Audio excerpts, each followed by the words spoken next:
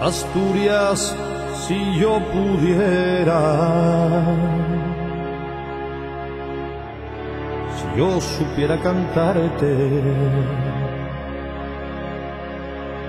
Asturias verde de montes y negra de minerales.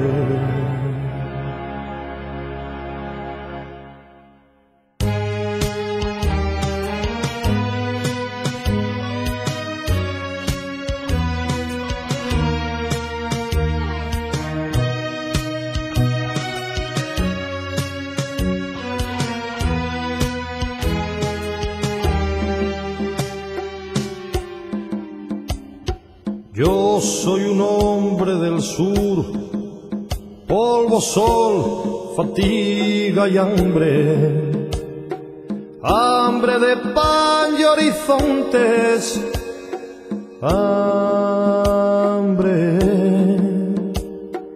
bajo la piel resecada, ríos sólidos de sangre y el corazón asfixiado, sin venas para aliviarte, los ojos ciegos, los ojos ciegos de tanto mirarte, sin verte Asturias lejana, hija de misma madre.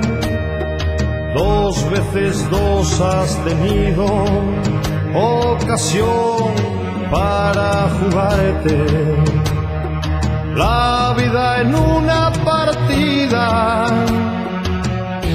y las dos la jugaste. ¿Quién derribará ese árbol de Asturias ya sin ramaje?